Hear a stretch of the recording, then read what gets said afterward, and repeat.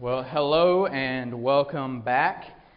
It's good to be back with you. It's been a crazy summer, summer of schedules and just things going on. We have kicked the summer off with our summer kickoff party. Then we had a couple of weeks, and then we had Youth VBS, and then we had Mission to Lexington and the 4th of July. And so it's just been a crazy, packed summer for us here. And I know it's been a crazy and packed summer for y'all because I've seen your social medias and I've seen where you've been going on vacations and traveling. And some of you just kind of hung out here and had practices and all of that. And one thing that probably would define a lot of our lives, not only during the summertime, but is the word busy. We are just so crammed, packed, busy in our lives. And man, the topic that we're going to talk about, this idea of being on mission, we talked about this theme, on mission. That was our theme for mission to and from Lexington. It was the theme that was on our shirts. It was the theme that we talked about each night during our devotion. The theme of being on mission is one that I wanted to continue on through the month of July because one, our mission trip did not end when we came back to Lexington a couple of weeks ago. Our mission trip ends when our student ministry decides that it no longer wants to be on mission for the name of Jesus. And so we are still a part of mission to Lexington as we sit in this room tonight. If we are still willing to tell God, God, tonight I will go on mission for you. Tonight I will reach out to my friends. Tonight I will display the love of Jesus. Tonight I'm still willing to be on mission. But two, missions is something that is very important in the life of our church. Our mission statement is that we take the gospel across the streets, across the states, and across the seas because every life matters. And not only is that the mission statement of our church, but that's the mission statement of our student ministry. We want in everything that we do to take the gospel where we're at, to take the gospel in our nation, but not only that, but to the world as well. And so through the next month, we're going to look and walk through the book of Acts, because the book of Acts is really our church's mission statement lived out by the New Testament church as it just begun. I love the book of Acts because it is the church beginning after Jesus was rose from the dead, he ascended into heaven, and he left his disciples with the instructions in Acts 1:8 to go into Jerusalem, Judea, and Samaria, and to the uttermost parts of the earth with the gospel, which is in, ancient Christianity, taking the gospel across the streets, states, and seas. That commission that they were sent on in Acts 1:8 is our church's vision statement and mission statement as well, to take the gospel to the nations. And we see that the book of Acts is broken down to where they do just that. It starts with them in Jerusalem. We see them go into Judea and Samaria, and then the book ends as the gospel is being proclaimed to their uttermost parts of the earth. But it didn't stop there. And so tonight we're continuing, like I said, of these lessons that we've been talking about. So just so you're kind of on page with us, here are a few lessons that we have talked about over the last week that we were at Mission to Lexington. So we kicked off on the Sunday night talking about the prayer of being on mission. And I'm not going to read all those, but you can see all the different ones we talked about throughout the week. And man, there are just a ton of ways to be on mission for Jesus. And all of these were out of the book of Acts. We walked through all of these. But tonight we're going to talk about the idea of preparing for being on mission. How can we prepare to be on mission? Some of you might be like me and you like to prepare for things. I'm a person who likes to plan things out. We've talked about this often, but this idea of I don't like things to just come up and me not be prepared for them. If I know something is days or weeks or months out, I go on ahead and prepare as best as I can leading up to that. But some of you might just be like kind of last second, spur of the moment, like you have no idea what you're doing when you leave church here. You have no idea what your weekend plans are. You don't know, like who knows, Monday you could be in Florida for all you know. Like you don't know, you just kind of go with the flow. But that doesn't work with some of us. So the question I want to ask is this, and, we can get a little feedback if you are willing to talk. And the question is this: what is something that you're planning for right now? What's something you're planning for? Supper. So Keith is like, man, I've been up here practicing all afternoon for these songs so I can lead you in worship. I am planning to eat something when we leave here. What else? What's something you are planning for? Special Friends Camp. So you're getting ready for camp. When you leave for that?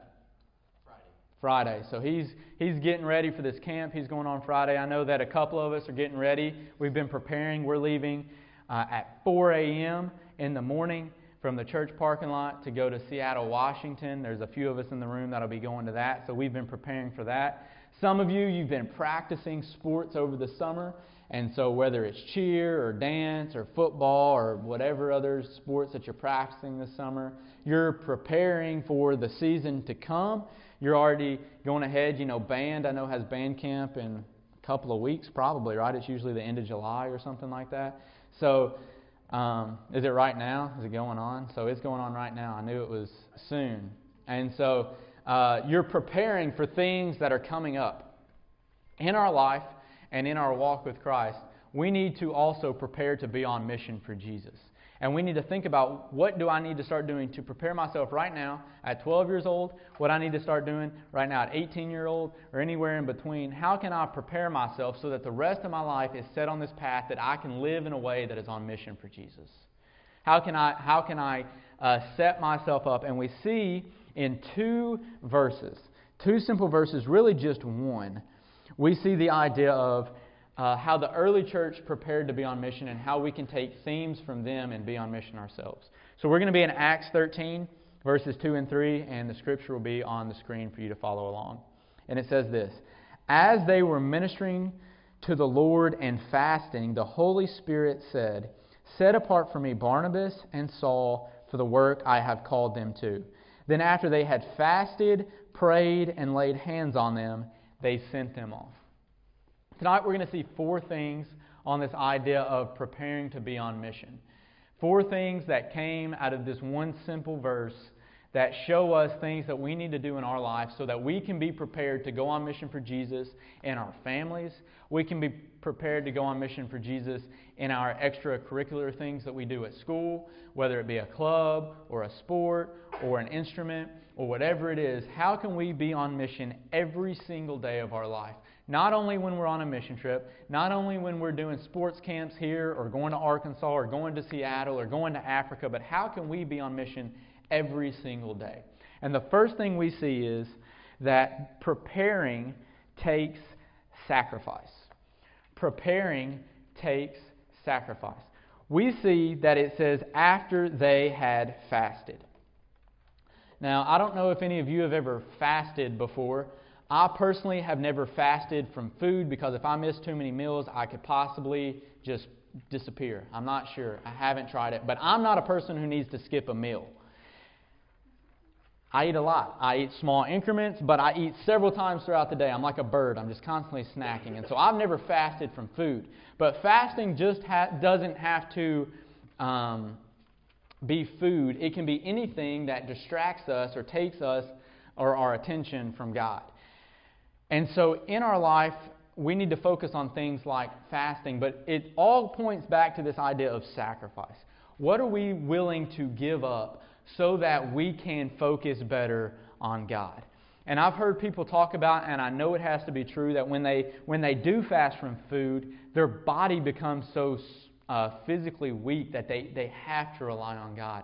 But your fasting of what would make you so weak could be maybe putting down your phone for like an hour and saying, you know what, I don't care if I have 200 Snapchat notifications when I get back. For this next hour, I'm just going to really try to listen to what God says. And that could be, even as silly as it may seem, a huge sacrifice to you. But it might be something that prepares your mind and prepares your heart and prepares you to focus on being on mission for Him. Because I will tell you this, it is a struggle for me to have a quiet time that is not interrupted by a notification. I have to put my phone in my pocket, or really I have to put it face down on the other side of my desk, And most times, if I'm really having a hard time focus, I take my watch off and set it somewhere until I'm done with my quiet time. Because even when I take my phone and put it away, I still have a little thing that'll pop up on my watch, and I'm like a type, I hate notifications. It's like almost an OCD thing. I have to clear the notification. And so it's driving me crazy right now that the notification won't go off to my storage is full in my iCloud. I don't care if you don't back anything up. I'm not paying another $10 a month for extra, but it won't go away. No matter how many times I ignore it, it just keeps popping up and popping up.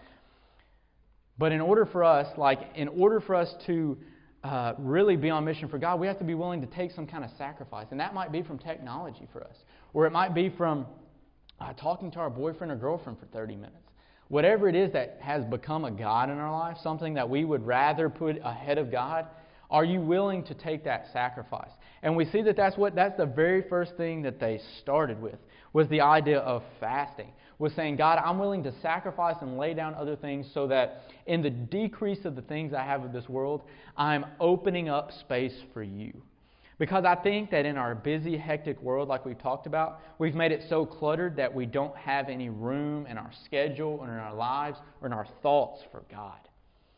Think about, I don't know how you think about your thoughts, but just kind of think for a minute of what's been running through your mind since you've just been sitting in the room.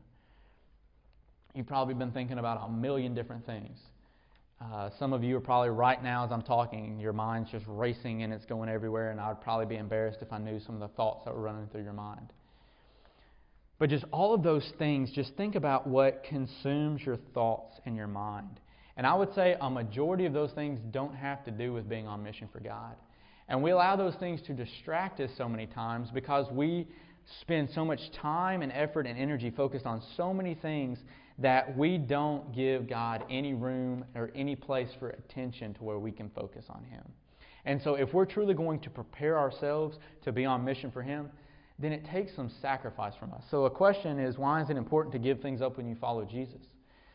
And I don't want this to be a thing because so many people make following Jesus like following a bunch of rules. And so when you think about following Jesus, you're like, following Jesus is just about don't do this and don't do that. If I'm going to follow Jesus, I can't drink, smoke, and chew or run with girls who do, and I can't do all these different things. And we've made following Jesus just following rules. And that's not what following Jesus is all about. Following Jesus is not a burden, because Jesus tells us that His yoke is easy, or pretty much the weight that you carry when you follow with Him, it's easy. It's not a hard thing to follow Jesus. And we'll see that the more that we follow Jesus, the less that we actually see it as a sacrifice. The less that we see of actually giving up something, but it's actually all of this stuff that we gain. But it might be a sacrifice at first. It might be hard at first. It might be something that's difficult at first because we've become so hardwired to be dependent on these things. Have you ever had your phone sitting somewhere and you've gotten the ghost buzz? And you're like, oh, I got a text or a call and your phone's not even in your pocket. Maybe I'm the only one that's ever happened to. But, our minds are just so dependent on receiving notifications that we feel like we have them even when the thing is not even around anymore. What are you willing to sacrifice? What is that one thing in your mind that if God was like, I want you to give this up to follow me for an hour, that you are like, I couldn't do it? How is that keeping you from being truly on mission for Him? So the first thing is preparing takes sacrifice. Second, preparing takes time set apart. Time set apart. Another thing with fasting is that you give up something, but you don't just give it up to simply give it up. You give it up because that sets that time apart that you would be doing that thing to spend time with God. So a lot of people do this around Easter things. I don't know if you've ever heard of Lent. But they're like, I'm going to give up something for Lent. And what you're supposed to do is, in the time when you would drink your morning coffee or whatever you decide to give up, being on Facebook or Instagram, when you either would usually spend that time doing that or when you think about spending your time to do that, you're supposed to just stop and spend that time in prayer to God or in reading Scripture or things like that. And if you and I are going to fast or sacrifice or give up things, and it again goes along with this idea of, it says that they fasted and prayed, Then it's this idea of, God, I'm willing to set time intentionally in my schedule for you. We talked about this right before Mission to Lexington, right? Serving when you don't have the time. And I think that's one of our hardest excuses sometimes. And so how do we, out of that, serve when we don't have time? It's us being very intentional to blocking off time on our schedule so that we can spend time serving God. This is, right now, what you're doing, an intentional time that you've blocked off so that you can spend time with God. Wednesday nights from 6:30 to 7:30, I hope, is one of the most beneficial times for you during the week. I know that it is for me. I love coming in here and just being able to spend this select time that we have together. I love that on Sunday mornings we have Sunday school and we have service, and then the Sunday nights when we have church. On Tuesday nights when our 20-something Bible study meets, I love that set-aside time where each and every week on my calendar it is intentionally blocked off, and I sacrifice that. There are times when other things come up. There are Sunday mornings that I wake up, and to be honest, I would rather hit the snooze button and go right back to sleep. But I have intentionally said, God, I know that you want me to spend this time with you. And we can do that every day. And the more that we do that, we'll see the easier it becomes to do that, and we'll want to do that. We'll want to set this time apart. And it's just like this idea of like going on a mission trip. You'll never have the time set apart to go and to serve God. But if you say, you know what? I'm already going to set in my mind that when school starts back, if my school has some kind of Christian organization on campus, I'm just going to already set in my mind, I'm going to go to it. I don't care if I'm tired. I don't care if I'm whatever. I don't care if I had a test that day. I'm going to do my best to attend as frequently as I can the Christian organization on my campus. Now, I know that not every school has it, but I know Lexington Middle School meets every Thursday at 7:20 a.m. I know Lexington High School meets every Tuesday at 7:20 a.m. I know that Pin Oak meets every Wednesday at like 2:40 or something like that. And so there are a lot of schools that do have it. And so if that is something your school has, man, say, God, I'm going to set that time apart where I can be with other Christians and spend time with you. If your school doesn't have it, man, get it started. Start it small. Just say, you know what, we don't have this in my school, but I'm going to do the best I can to meet with a couple of friends and talk about things of God. You don't have to break the Bible out per se. Just try to spark conversation. Hey, what are your views on God? Do you believe there's a God? And if so, and just go from there. Just talk about things of God, but it's just taking the time to set apart where you can start thinking about things that don't have to do with you, don't have to do with your wants and desires. To be honest with you, I'm not just a person who loves to read. I just don't. But I love the benefits I get from reading. Every single time I actually make myself sit down and read, man, I'm always so convicted by what I get from it. And I forced myself yesterday afternoon to sit down for 30 or so minutes and read this book. And just the few pages that I read in that time, those quotes have been, gnawing at me ever since then. I can't get them out of my head. They're just something that keeps running through my head even as we sit here and even as I'm talking and I'm saying words. There are other words from those books that I read bouncing around in the back of my mind. And I'm spending time thinking about things of God instead of thinking about stupid stuff that could be bouncing around back there that are probably bouncing around in your heads right now. And it's all about going ahead and saying, God, I'm going to prepare myself and I'm going to set some time apart and I'm going to do what I can to make my focus on you. And that's all about this idea of being on mission. So preparing takes sacrifice. It takes set time apart. Preparing takes support. A beautiful picture is shown here. It says after they fasted and prayed, so after they sacrificed some stuff, after they set time aside, it says they laid hands on them. They had this idea of support. This might be a cool answer to see. Who are some of your biggest supporters? Your parents? Who else? Biggest supporters? Nobody. You are just the most unsupported group of people. Church family. My grandparents were great supporters. So, along with my parents, my grandparents were always very supportive of things I did. They came and supported me. Just think about that in your life. Who are people that support you, that you can go to, that when you're struggling or when you're hurting or when you have questions or when you have doubts or when you mess up, who is your support group behind you? Maybe you have a group of friends that you lean on. That is your support, that when things are good, you're around them. When things are bad, you're around them because they're there. They support you. I have some friends that we've been through great seasons of life together. We've been through very difficult seasons of life together. My family, again, like Casey said, man, church family. Like First Baptist has been such a support to me through different areas and aspects of my life. And for you, you might feel like you don't have a lot of support. Maybe you don't run around with the greatest group of friends, so for you to live as a Christian, you wouldn't get support from your friend group. Or maybe your parents don't go to church, and so you don't get the best support from home.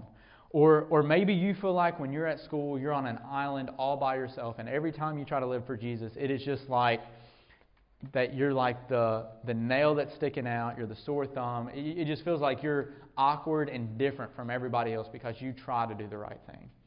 Know, and I hope that it's true, that this group in here can be your support. I pray that our church supports y'all in going and doing the things that you need to go and do, because I know how difficult it is, or how difficult it was whenever I was in school without the invention of the social media to the point that it was. Of course, we had, I guess then would have been like MySpace, and Facebook was like getting started. But I had dial-up internet. We've talked about this. And so like it took like 3 hours to watch a 3-minute YouTube video. So we weren't on, at least I wasn't on like social media during the day, or really ever. Like I didn't really have it until I got to college. And so I know how much peer pressure there was on me not being as instantly connected as y'all are.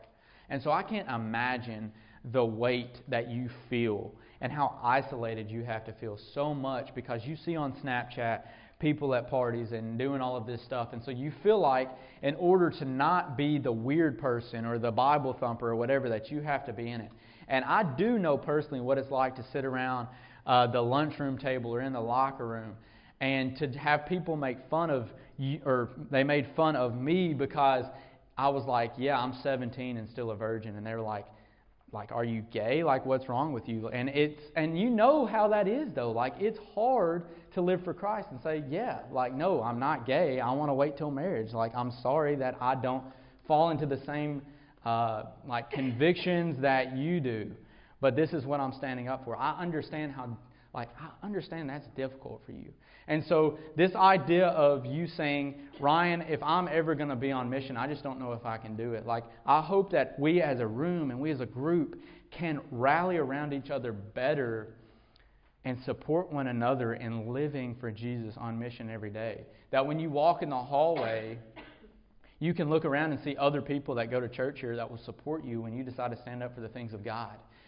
And I pray that as a community, we're building this support better as we partner through different events that we have, like D Now, and just different things where our youth groups work together and our churches work together. And I know that we have events planned in this fall that we're going to partner with other churches and do times of worship together and things like that. And it's all about this idea of support. These guys didn't go out and live for Jesus by themselves. They had a group of people behind them, praying for them, supporting them. And the same is true for you. When you go into your homes, when you go into your places and you say, I'm going to live for God, you're not going by yourself. You're going with the support of me and with your student ministry leaders and with your friends and your family right here at First Baptist Church, supporting you and loving you and praying for you and praying that you will make wise choices and do right things and live every day on mission. So preparing takes sacrifice. It takes time set apart. It takes support. Then finally, preparing to be sent. After they did all of these things, after they sacrificed time, set time apart, were prayed over and supported, it says they sent them off. And so it's the idea of we can prepare for this all day long, but until we actually put feet to the road and do something, then it's really all for nothing. We have to put action behind our teachings. In that book that I said I was reading, one of the sections that convicted me the most was talking about why my generation and your generation is leaving the church in droves or in large groups. And it said this. It said that people, mainly high school people graduating out, was leaving the church so much because they had all of the intellectual knowledge of God, but they had never truly experienced God. So they had all the things about God right up here, but they had never experienced God move. It said that they had stood in a worship service and sang "A Mighty Fortress in Our God," or we would sing like "How Great is Our God," or whatever, talking about how powerful God is. But then they looked around at the church members and at the leaders around them who more lived lives in fear of what would happen to them if they did anything. Or they learned stories like Shadrach, Meshach, and Abednego, who stood up against governmental authorities and wouldn't bow down and was thrown into the furnace. But then those same people who taught them those lessons were living coward lives when it came to their walk with Christ. And so it said that so many people of my age and your age saw that and saw how there was a gap between the knowledge of God and the experience of God, that they weren't willing to prop up that fake way of living anymore, and so they just left the church altogether. And so if we are going to kind of start changing the tide and saying, you know what, we're going to be different than the generations before, then that means that not only do we talk about being on mission or talk about service over self or do those things, but we actually start living it in our day-to-day life.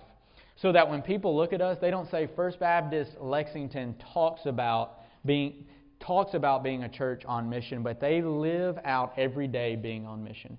That's why we give you opportunities like the sports camps that we had a couple of weeks ago, to show you that there is a very practical way for you to use your gifts and skills and abilities and talents to make a difference in our own community. That's why during this summer we've seen the gospel happen right here at our own church in Vacation Bible School. We've seen the gospel happen right here in our own community in Mission to Lexington. We've seen the gospel happen across the states in Arkansas. We saw the gospel happen across the seas in Guatemala. We are going to see the gospel shared in Seattle, Washington, and we're going to see the gospel shared in Montrose, Colorado, and we're going to see the gospel shared in Zimbabwe, Africa, because we're not just a church who talks about being on mission. We are a church that actively prepares and sends people to be on mission. And so if you want your life to matter and you want your relationship with Jesus to go from just head knowledge to heart knowledge, then you have to start experiencing some of the things that God has for you. And that might mean sacrificing some time or sacrificing some wants or setting time apart or really saying, you know what? I'm not really comfortable in this, but I'm going to start accepting support from people I might not even know that well, because I know that God is sending me to go and to be on mission for Him. So my question to you is this: where is God sending you? Because God doesn't just send people to Africa or to China or to Turkey, and He doesn't just send people to plant churches in Seattle, Washington, or in western Colorado like we're going to be working with. Thank God He does send people there, and He might be sending you there one day. But God is and has sent you to Lexington, Tennessee. And right here, where you're sitting in the middle of your mission field. You're sitting in the middle of a war zone where Satan is actively seeking each and every day to take as many people to hell with him. Hell was not created for me and you to go to. Hell was created for Satan and the fallen angels to go to because they disobeyed God. And because we, in turn, disobeyed God as well, it could be a place that you and I spend if we don't accept Jesus as our Lord and Savior.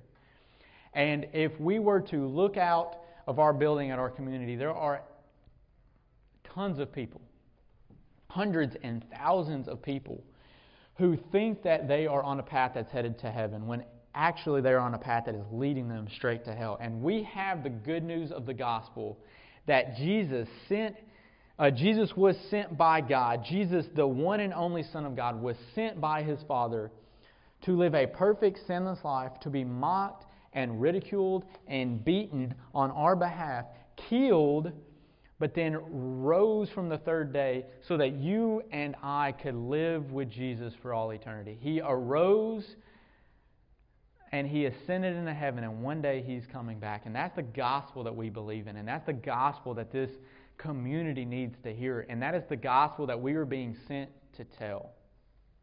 And so my question is, where are you being sent? Who is God convicting you to reach out to tonight? Who do you need to send a text message to when we leave here tonight saying, you know what, I'm thinking about you. And I feel like maybe we need to sit down and talk about your relationship with Jesus. Or, hey, you need to come with me to church on Sunday. Or, hey, this would be a great time to say, you know what, we have a scavenger hunt next week. You should come with me. We got to sit through a church service, but then afterwards we can have a photo scavenger hunt. In a very non-threatening way, they would be intersected, their lives would be intersected with the gospel, and they would be able to hear plainly next week the gospel proclaimed. But maybe that person that needs to hear the gospel tonight is you. Maybe you're sitting there and you've played Christian for a long time. You have all the intellectual knowledge when it comes to following Jesus, but you've never truly experienced what it means to give your life to Christ, to have a relationship with Him, to walk with Him daily. So you have no desire to tell other people about Jesus because you've never met Jesus. I've heard the quote, if you've never had a desire to tell other people about Jesus, chances are you've never met Him.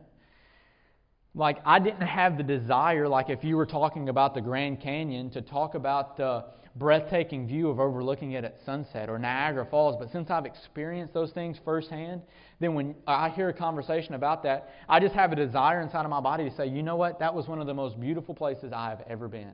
That was one of the most beautiful things I've ever experienced.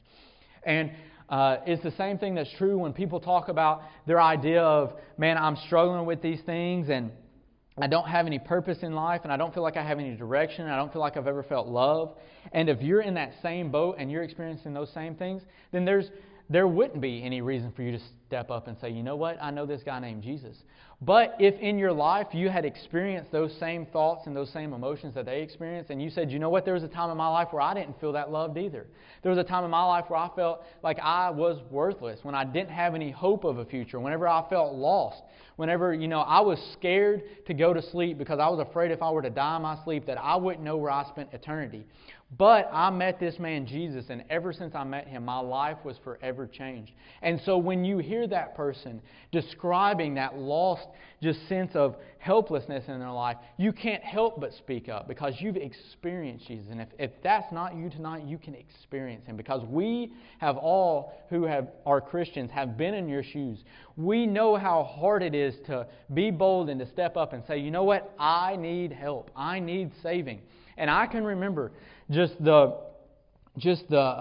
thought of what will people think about. And I promise you, going back to this idea of support, besides the host of angels that will be throwing a party whenever you give your life to Jesus, because it says that the heavens rejoice at one lost soul that's saved, man, I promise you that us in this room, we would do nothing but support and love you and encourage you if you decide to give your life to Jesus. But not only outside of that, not only are there people who need to be saved in here, there are saved people who need to start living their life for Jesus tonight. There are people in this room who you would say, Ryan, I know for a fact that I'm a Christian, but my life is not described by being on mission. Our life would be probably described on being on my mission. We're on mission to do whatever we want for ourselves, but we're not on mission to do things for God. We're on mission to promote our name. We're not on mission to promote Jesus' name. So we've experienced a little bit of Jesus, but we've never stepped out and taken any kind of risk for God at all. Tonight I would encourage you, man, get the things out of your life that are keeping you from experiencing Jesus in all of His wonder. There was another quote in that book that rocked me, and it said this: Christians who are living in disobedience have no point in praying for the power of God, because God is not going to bless them through their disobedience. So why would they pray for it? But then he goes on later in a few chapters and he says, but a person who has experienced the power and the will of God will never want to experience anything else.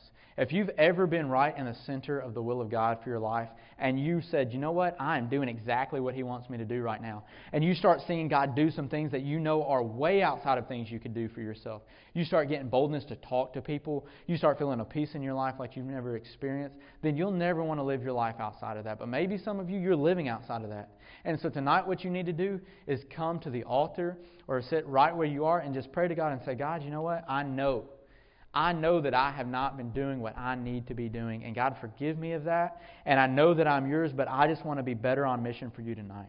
Maybe that's where you need to be. Or maybe tonight your mission field needs to start right in here, and you need to pray or support a friend who's going through something. And so your mission field starts tonight by saying, God, I'll be faithful in support of other people. Or you just come down to the altar not to even pray for yourself, but to pray for somebody who may be sitting in the room or may not be. Because if you're anything like me, I know that I have a ton of family inside of my own blood relatives who don't know Jesus that I need to be praying for more than I'm praying for. Whatever it is, all of us tonight are called to do something.